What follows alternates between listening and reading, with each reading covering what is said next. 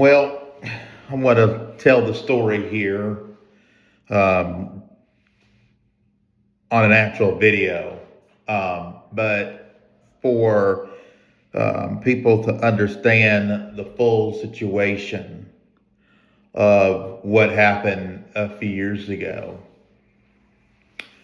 And I'm not going to lace this and bury this video in a 10 or 15-minute video, but I'm going to try to do it as quickly as I can. But I had went to an eye doctor um, because there was blowing glass in my eye. I got blowing glass in my eye from a construction site. But it didn't go anywhere further back than, just, right here on the top, and things like that. In one of the eyes, if I'm not mistaken, I think it was in one eye, not two. And I had asked the doctor, I said, can you look at my optic nerve to see if if everything is doing well back there? And the doctor said, no, your optic nerve is swelling. And what ends up happening after that is that I had already went through the whole process of talking to my PCP about headaches and all this other stuff. And the PCP, who's one of the bigger doctors here in the county, gave the referrals to do a CAT scan to make sure there wasn't, cancer, but didn't really dig deep into it. But I was still having the headaches, okay?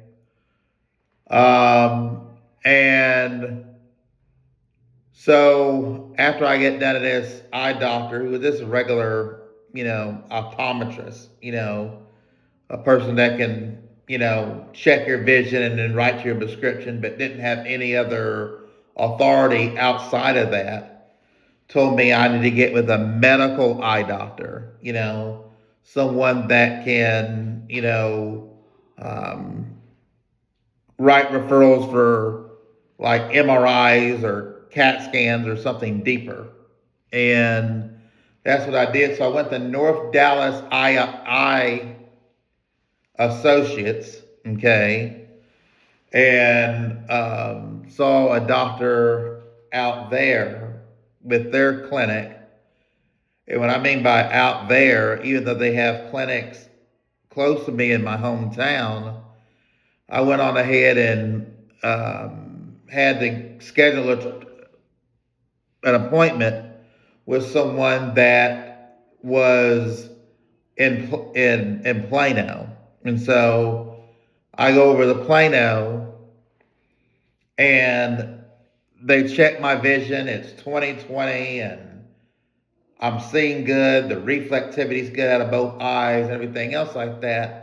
And then we get the optic nerve deal, and they were like, wow, this is really swelling big time, and they kept saying it's up to a 5, it's up to a 5. And don't ask me what that means, I'm still not a doctor. I don't know what that means. So they were so concerned about it that day because it looked like that it was something more than just headaches over the last few years. This thing has developed into something that is unbelievable. The PCP couldn't figure out about the headaches, and neither could the regular eye doctor.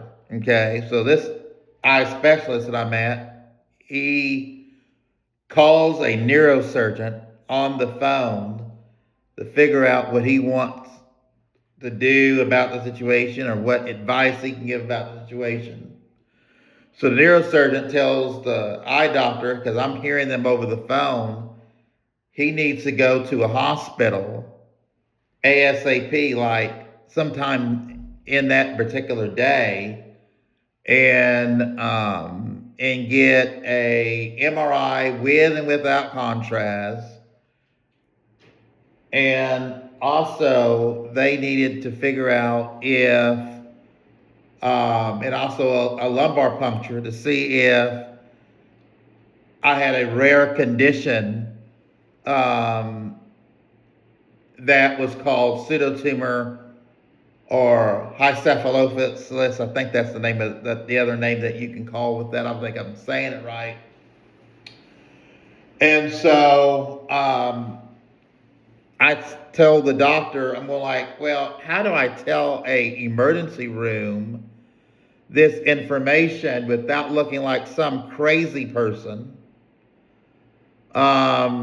And I said, I need something from y'all, from the neurosurgeon's office they can fax over, or from y'all, stating what type of condition y'all think I have, and what type of treatment that y'all believe the hospital should render to me once I get in there, because I just don't want to run in there like a Chinese fire drill and tell everybody what to do and what not to do and things like that. I want to go over there with a certain amount of, okay, this is what a doctor is telling me, this is what they believe that needs to be done, and this is an emergency situation, okay? And the reason it's an emergency situation is because it impacts your communication skills. If you have problems with your optic nerve or your voice that could render it being lost for good or suffer permanent, long-lasting damage, it's an emergency situation, okay? So I go to the hospital here in town, and that hospital, I tell the doctor, I still remember the doctors, the ER doctor, and I told the doctor, okay, I need a spinal tap and I need an MRI with and without contrast, okay? And he looked at me and was like, okay, let me go talk to a neurologist on duty and we'll see what we can do. So he comes back in there, into the room. I had my neighbor in there at the time of this doctor's appointment. That neighbor has since passed away a couple of months ago. But she's in there and everything else like that. And he comes back and says, well, the neurologist doesn't want to do that on duty. He just kind of wants you to take this medication and go home and start the referral process after you get out of here, okay? The problem with that is that if it's an emergency situation that they believe at the specialist that I need to go to the emergency room, and there is obviously there's definitely been things going on, okay? I'm telling the two doctors what's been going on, okay? They wouldn't even say, okay, we may not be able to give you like an MRI, okay, but at least we'll give you the spinal tap. Or we may not be able to give you the spinal tap, but we'll give you the MRI, okay? Well, none of those were rendered at that time. And I kept that, and I asked him, I'm like, are you sure this is the right thing to do? And he went back out and talked to the neurologist, and I could hear the neurologist on duty at the hospital in the ER having this really entertaining dialogue outside the hospital room, outside the door. And so what I decided to do is like, well, I don't know what to do. And they came back in and said, okay, we believe that this medication that we're going to put you on, in the name of that medication, acetazolamide or Diamox, is going to make you feel better and you won't have any of these issues anymore. Okay? It's going to make you feel tremendously better. Okay? And I'm like, well, if hopefully the doc, since they have medical licenses and degrees, and they gone to medical school, hopefully they know what they're talking about. Okay. So what ends up happening is I take the prescription, I go fill it. They have me on, I want to say 4,000 milligrams a day of this particular medicine. Um, and so I take this medicine and things like that, and it's not really working. It's, I'm like, I don't know if I can feel the difference or anything else like that. So in these situations, the medicine only works really after you've already decreased the pressure in the skull through a spinal tap, and you drain the fluid, and that's why I wasn't really feeling the effects, of it at all. And so I went and called that neurologist because he said he wanted to meet with me and get these referrals and do it the proper way. That's what he told the ER doctor. Well, the problem was when I went and called that neurologist on the phone with his number attached to the discharge paperwork at the hospital that day or that afternoon. The next day, that phone number was not working at all, and so I called up to the hospital. I'm like, well, what do I do? I called up to the specialist. They said, well, the specialist said, well, we had a contingency plan, but it's not going to take effect for a few weeks because they had already scheduled me an appointment with the neurosurgeon, which didn't happen for another 5 or 6 weeks after what we're dealing with right now. Okay. Um, and so here I am. I'm sitting here in my apartment every single morning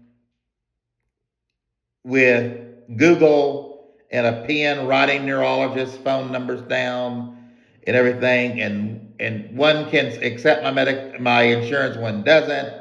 And you just kind of just keep going back and forth. Oh, we accept your insurance. Oh, we don't accept your insurance. Oh, well, we can see you, but we can't do this, And so I was hearing that from a lot of neurologists in the area. It was just like, I don't know what else to do. I'm just trying to get help. And so what ends up happening is I have a speaking engagement in May. And at this point in time, I know there's something wrong with me because my dynamics were not there. The personality was not there. I was sluggish. It was just hard for me to, get through. And I come back. I go to work for a couple of days. But one thing I did, I forgot about the neurosurgeon doctor's appointment. And the only way I remembered this neurosurgeon's doctor's appointment is because on my first break on that Thursday afternoon at work, I was working at the Walmart on here in the south part of town. I checked my email, and there was an email note in there, message from the neurosurgeon's office trying to confirm my appointment and trying to get me to fill out the new patient paperwork. And that's the only way I remembered it, okay, was by looking at that particular email. And if I didn't look at that email, I would have never gone to that appointment. Okay. So I left work that day and went to that appointment because it was around my lunchtime. And we were just flag busy at Walmart. I mean, we're just loaded with orders, loaded with different assignments and things to do that day. My team that I was working with was just full of things to do that day. And I get to the neurosurgeon's office and they tell me, we want you to go to our hospital, which was Medical City, Plano. So he calls Medical City, Plano and says, somebody's going to come to you from the emergency room. Okay. And they said I was one of their patients. And so I go in there and they start to ask me questions and they get me back in the room real quick. And then they do they didn't take me back to where you would normally do like a lumbar puncture, like on a fluoro table or on an x-ray table. They do it right there in the ER room, okay? I'll never forget this.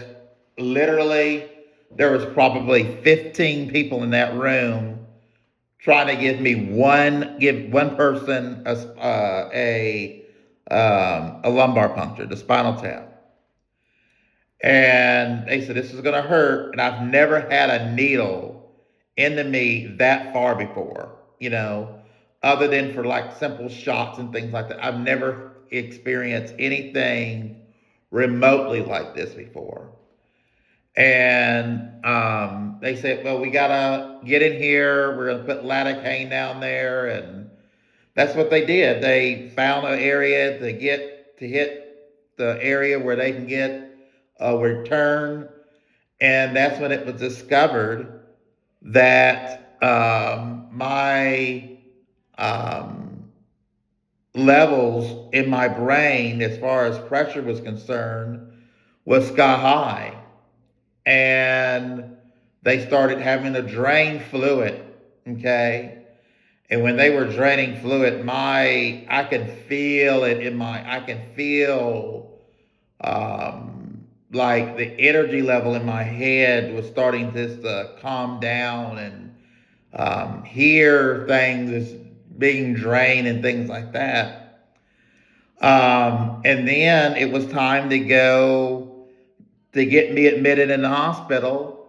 And I was there for quite a while, because they did 3 lumbar punctures with me in that hospital when I was there. The first of many lumbar punctures to come in my life.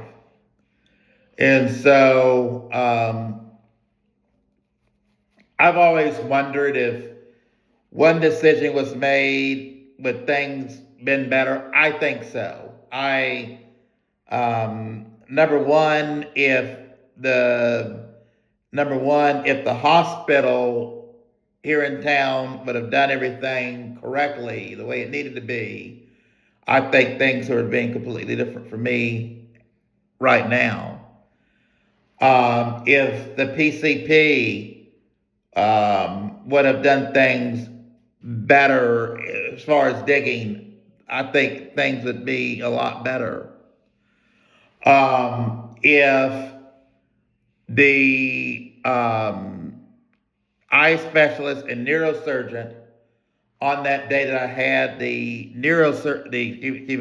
specialist appointment, what had actually talked about it and had me on that day go to his hospital instead of just sending me to some random hospital, even though I had prior experience at the one I went to, I think things would have worked out better. And so there was just a lot of unbelievable things that was going on.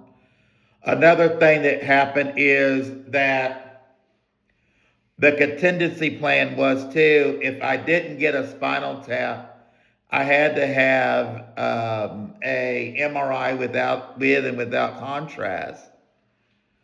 Well, they wrote me a prescription for one, a referral for one. The specialist did, but it was written wrong, so we couldn't do it.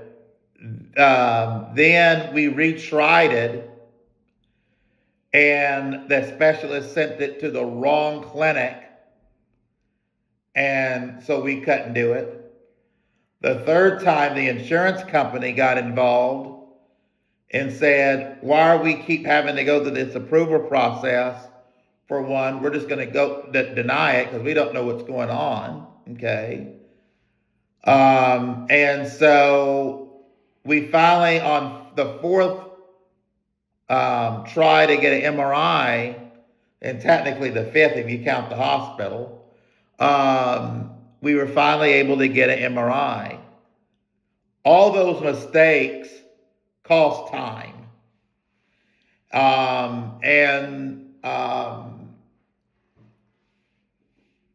All the not being able to get seen at the hospital correctly costs a lot of time. So when you're going through an emergency situation, time is of the essence. And when time is of the essence, you don't have time for mistakes being made by emergency room people. You don't have time for mistakes being made by doctors and staff members at doctors' offices and things like that. And when time is of the essence, you just don't have time for any type of mistakes. And unfortunately, there was a lot of mistakes involved in that particular deal.